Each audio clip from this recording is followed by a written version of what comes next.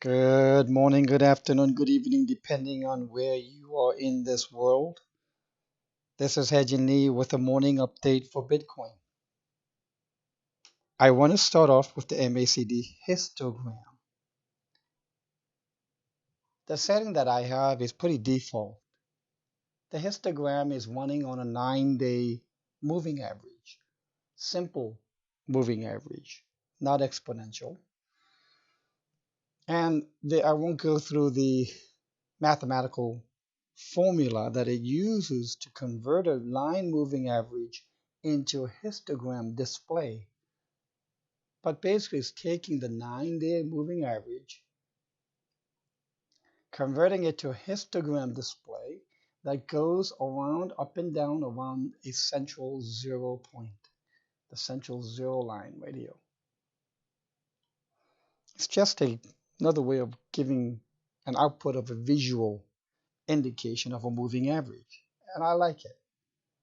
The fact that it moves around a central to a positive to a negative.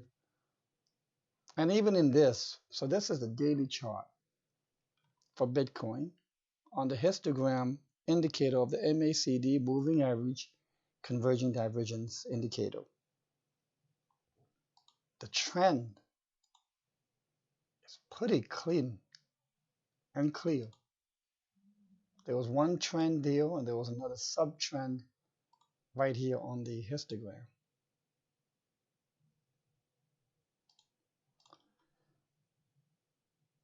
And on the downward, below the zero, it hit the yellow, higher lows, went positive, came back down into a low, now the white trend line. The second one is a higher low.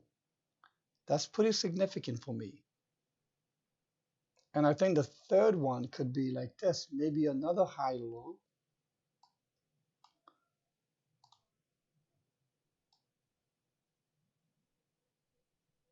and then it'll start going positive.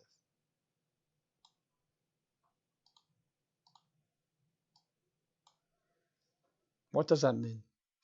It means that it's pretty important for this white line, trend line, to hold. In other words, if we get a sudden crash or something and it breaches and penetrates this white support trend line, then we've got some other story. Then we've got a bearish divergence. We've got a lower low. But so far, the fact that this one touched the white trend line went slightly positive. That brought us to the higher, a little bit of an increase in price in Bitcoin, but then it came back down. But the important thing is it touched the white trend line and went back up again. So it's observing the trend line, and therefore the third one could do the same, or it could just go positive from here.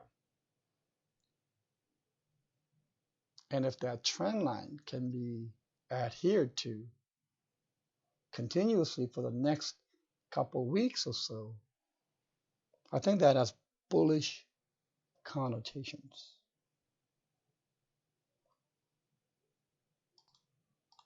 Now going back to the short term, we do have now another bull wick. I can remove the question marks. So we have, what I meant by needle and thread is that the price is going in, above, below, above the long trend line, like a needle and a thread, sewing it up. And overnight price went as low as 65.85, came back up, came back down to as low as 66.30, and then zinged back up. What's interesting is the zinging. Whenever it reaches a certain point, price just zings up vertically. Here as well, here as well. So I'm thinking maybe the true support line zone could be somewhere around in this trend line indication, potentially. There are a lot of buyers in this on this yellow trend line indication. And maybe it could come one more time and keep doing it like a needle and thread, sewing along the long-term trend line. So while we see this going up above the trend line again, one thing that's pretty clear to me is an impulse down.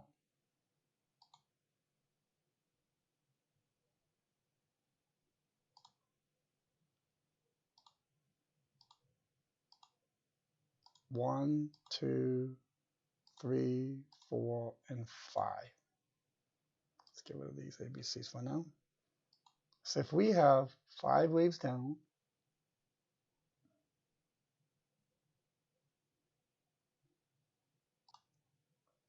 this could be the start of an A zigzag.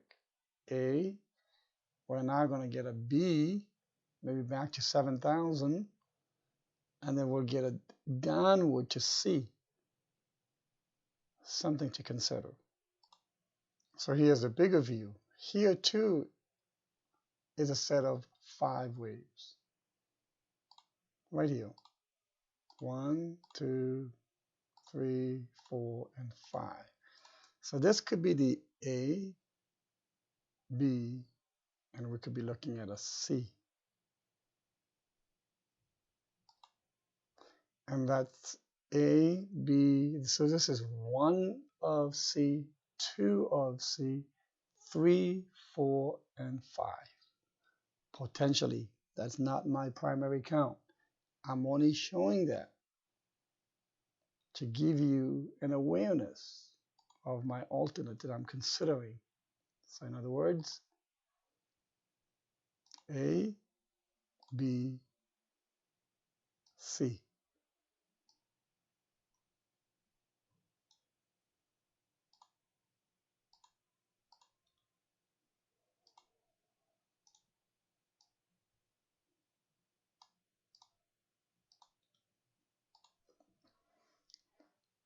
So you have 1, 2, 3, 4, 5, B, A, B, C for B, and then we have 1 of C.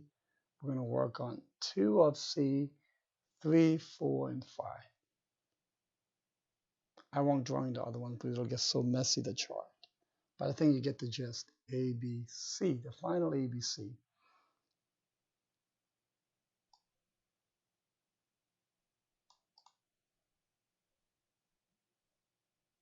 So this is my alternate count.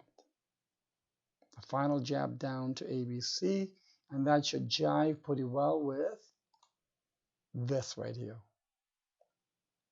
So we're looking at the final E wave.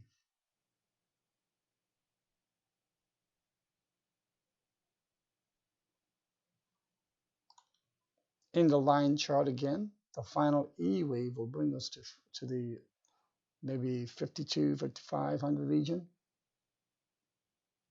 giving us that W bottoming.